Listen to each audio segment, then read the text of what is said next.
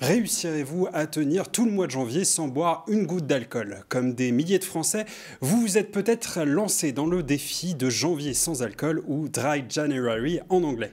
Une manière de se questionner sur sa consommation. En Bretagne, c'est 10,7% des habitants qui boivent quotidiennement selon une étude de l'INSEE de 2017. Alors, quelles sont les alternatives aux boissons alcoolisées? Où peut-on les trouver et quels bénéfices allez-vous retirer de cette abstinence? On répond aux questions que vous vous posez en début de journal.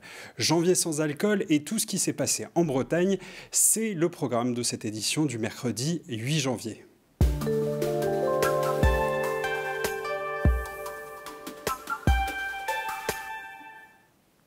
Pendant un mois existent donc vin, bière ou cidre, en tout cas dans leur version alcoolisée, mais il existe tout un tas d'alternatives qui rencontrent un certain succès, un phénomène qui a poussé les professionnels du secteur à s'adapter, comme à Lamballe où une cave sans alcool s'est lancée.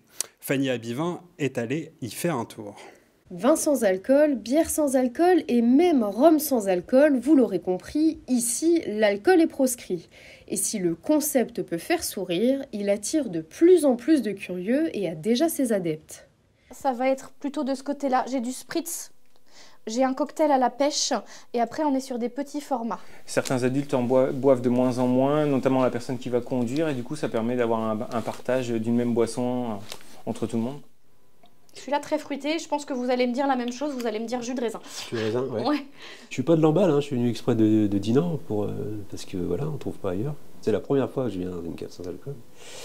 Et la découverte en fait, et la recherche de produits justement qu'on ne trouve pas partout. Si les femmes enceintes comptent parmi les clientes de Camille, d'autres profils de consommateurs viennent eux aussi s'approvisionner dans sa cave sans alcool, ouverte il y a maintenant 2 mois.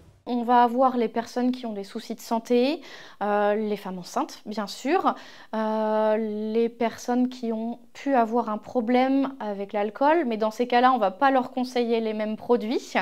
Et puis ceux qui veulent faire attention à leur santé, se modérer dans la consommation d'alcool pour conduire par exemple. Parmi les autres professionnels du secteur, on trouve également les patrons de bar. Eux aussi ont dû s'adapter à la demande et cela passe notamment par les bières sans alcool. Oui, du coup j'ai effectivement remarqué une augmentation de la demande de bières sans alcool. Donc nous ici on a 3 gammes, on en a une aux fruits rouges, une IPA et une classique, comme ça diversifie un peu l'offre. Je pense que ce serait intéressant effectivement de voir avec les fournisseurs. Par contre éventuellement peut-être faire du sur-mesure, voir avec eux si on peut avoir des fûts peut-être moins importants que la bière pour voir au niveau du débit. En fait peut-être que commencer par des 5 litres ou des 10 litres pour essayer aussi de dire aux gens, essayez de consommer de la bière sans alcool en pression. Et pour les plus sceptiques d'entre vous, il reste encore les traditionnels sirops et sodas en tout genre. Et ce mois d'abstinence, il peut aussi avoir des bénéfices immédiats assez étonnants sur votre corps. Laura, tu es journaliste au Télégramme et tu as travaillé sur le sujet. Alors, tu me disais que l'arrêt de l'alcool peut nous rendre plus beaux, c'est ça ?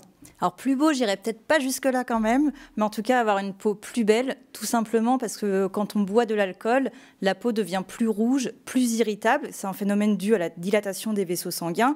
Et aussi, l'alcool déshydrate beaucoup la peau. Et du coup, une peau plus déshydratée va forcément marquer davantage les traits, comme les cernes, les rides. Donc oui, on va sûrement y avoir une peau un peu plus belle au bout d'1 mois sans alcool. Et du coup, c'est quoi les autres bénéfices immédiats sur la santé ? Et déjà, par exemple, le sommeil, parce que l'alcool va agir sur les neurotransmetteurs. Et du coup, le sommeil va être moins profond et donc moins récupérateur. Donc, qui dit baisse de la consommation de l'alcool va entraîner forcément un meilleur sommeil, moins d'apnée également du sommeil, moins de ronflement, une meilleure forme en journée. On peut aussi parler de la perte de poids, moins d'anxiété et il va aussi y avoir des impacts sur le plan cognitif. Sur le plan cognitif, ça veut dire quoi? Ça veut dire que ça nous rend plus intelligents d'arrêter l'alcool? Alors, je ne suis pas sûre non plus qu'on devienne tous Einstein si on arrête de boire pendant 1 mois de l'alcool. Mais en tout cas, va y avoir une meilleure concentration et donc également une meilleure performance au travail. D'accord, merci Laura. Et bon, si vous ne relevez pas le défi du Dry January, on vous rappelle que Santé publique France recommande de ne pas consommer plus de 10 verres d'alcool dans la semaine, avec un maximum de 2 verres par jour et 2 jours d'abstinence dans la semaine.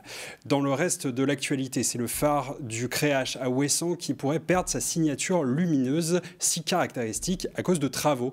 Une décision qui ne fait pas l'unanimité. Les habitants de l'île dénoncent une détérioration d'un monument historique. historique, un reportage de Maëlle Delmure. C'est pas juste un phare, c'est une partie de l'identité d'Ouessant. Avec ses 8 faisceaux lumineux, le phare du Créache est unique, mais cela ne pourrait pas durer très longtemps.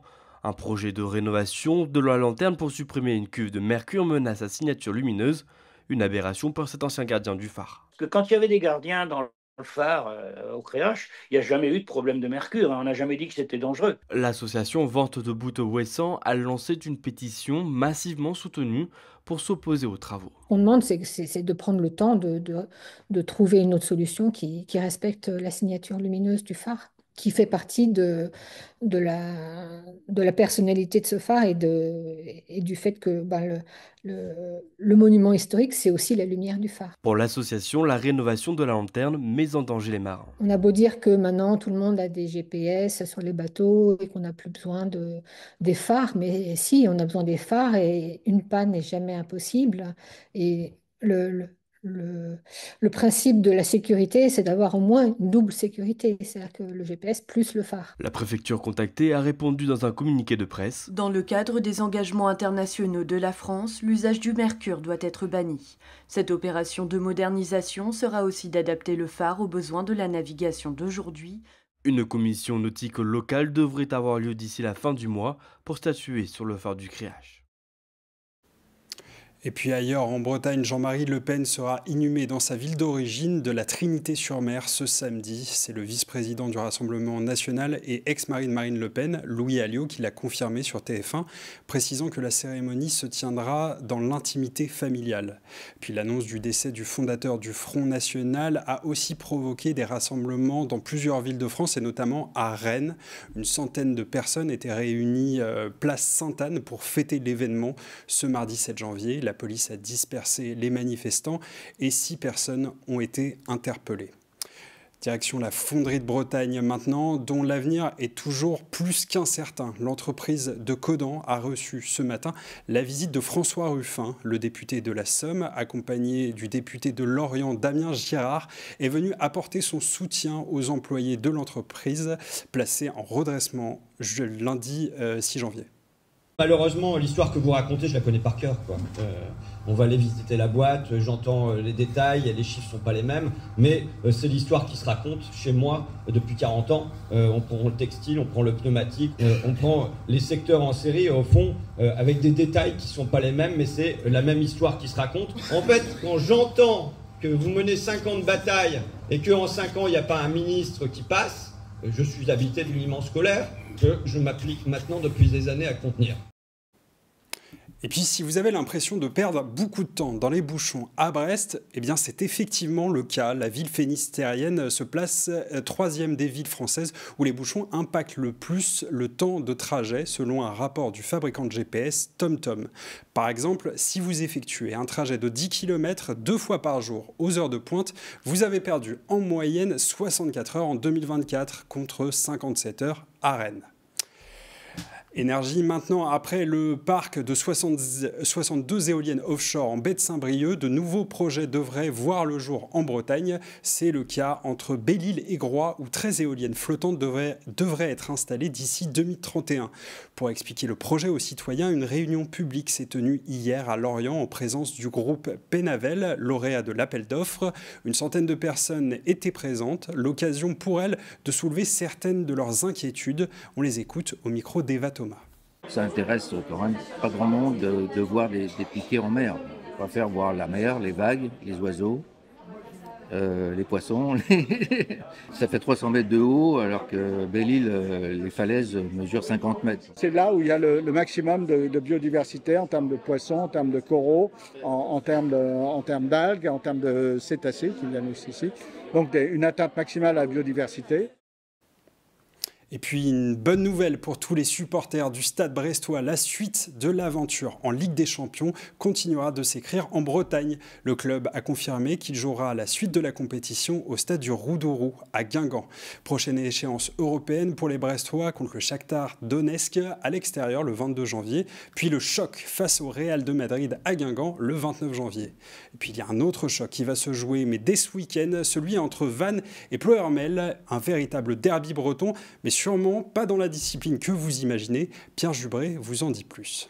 Rennes-Guingamp? Non. Lorient-Brest? Non. Aujourd'hui, on parle d'un tout autre derby breton. Il s'agit du match Vannes-Ploërmel en demi-finale du championnat de France de calendrier des pompiers. Et c'est un peu la finale bretonne de la compétition, puisque les deux villes sont les dernières représentantes de la région. Du côté de Ploërmel, les soldats du feu ont opté pour un partenariat pour le moins sensationnel avec les commerçants locaux. À Vannes, c'est un thème plus interstellaire qui a été retenu. Et je terminerai ta phrase. Seigneur Vador, un tel discours avec votre asthme, ça n'est pas raisonnable. Et puis, Berder en guerre des étoiles, un vaisseau coulé à Séné et Yoda quittant la pelouse du château de l'Hermine. Pour voter pour votre calendrier breton préféré, rendez-vous sur le compte Instagram des sapeurs-pompiers de France du mercredi 8 janvier à partir de 20h au jeudi 9 janvier au soir. Un peu de people pour finir, c'était l'événement de ce mercredi à Pléneuf-Valandré, le déplacement de Charles Doré, demi-finaliste de l'émission Star Academy sur TF1.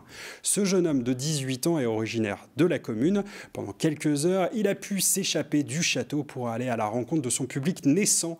Un public motivé malgré pratiquement 1 heure de retard et une pluie battante. On les écoute au micro de Mathilde Kemener. Malgré la pluie, on a fait 1h30 de route pour venir, on vient de Morlaix. Charles, il est de notre région, c'est à fond la Bretagne, quoi. J'ai vu Charles il y a quelques années à Plurias, une fête de la musique. Déjà là-bas, on s'était dit il mériterait d'aller à la Starac parce qu'on trouvait déjà qu'il chantait bien. Et je trouve qu'il a vachement progressé quand même depuis qu'il est là-bas. Il chante très très bien, on est vraiment... pour moi, il a le timbre de Grégory. Il nous met des frissons incroyables. Puis franchement, ça fait plaisir de représenter la commune parce que Valandré, pas beaucoup de monde... connaît en Bretagne, c'est vraiment une petite commune. Et malgré les conditions, les fans sont là et ils le méritent. Et vivement que tu ailles en finale, Charles. On t'aime. Votez Charles. C'est la fin de cette édition. Merci à toutes et à tous de l'avoir suivi. Vous pouvez retrouver toute l'actualité de la Bretagne sur TBO et sur le telegram.fr. Et moi, je vous dis à demain.